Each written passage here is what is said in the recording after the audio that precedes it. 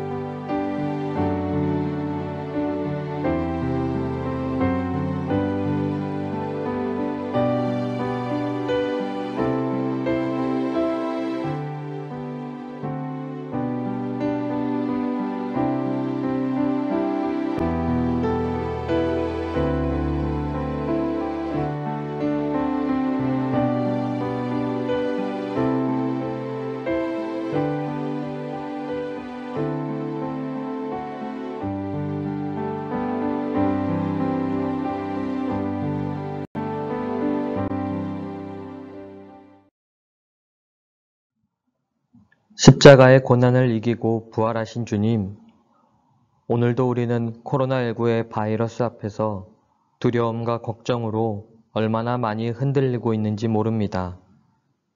그때마다 예수님이 가신 길을 생각하게 하시며 믿음으로 두려움이 변하여 우리의 기도가 되게 하시고 전날의 한숨이 변하여 우리의 노래가 되게 하옵소서.